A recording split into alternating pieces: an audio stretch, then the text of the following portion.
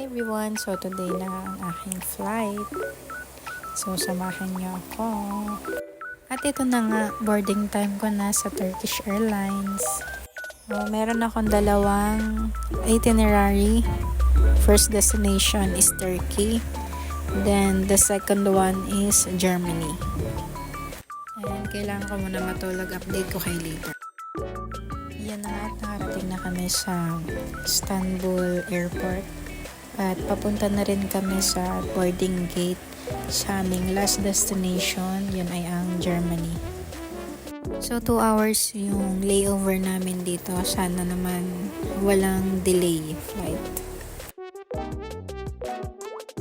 Wala, hindi kami nakatakas sa delay. So parang naging 4 hours yung paghihintay.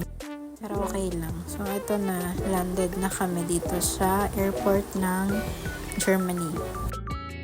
Hindi na rin ako nakapag-record sa loob ng airport kasi hinahanap namin yung agent namin. So ayan na nga, on the way na kami sa aming hotel na pag-i-stayan for 1 day.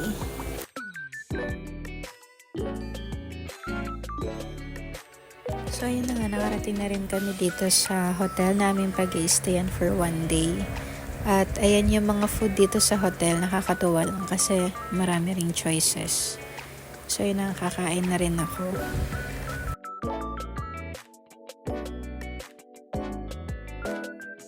I'm back guys. So hindi na ako nakapag-video kinabukasan ng pagkagising ko kasi nag-direct na ako mag-breakfast at yung pick up time namin is 7 AM, so maaga.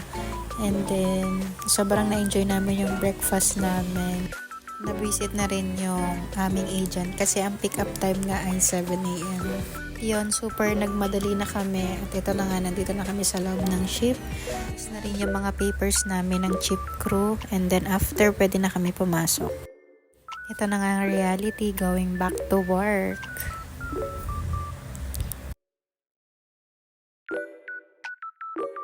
So fast forward guys, ayan yung kinabukasan. So naka-assign ako sa Lido. Yung Lido, yun yung buffet station.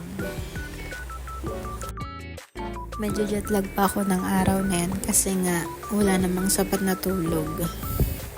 Tapos maaga pa nga yung duty namin, so 5 AM. Super aga namin nagpe-prepare dyan. Marami kami piniprepare like yung mga jams, tapos na-prepare ko na rin yung mga breads sa unahan, pati yung mga hot food na breakfast.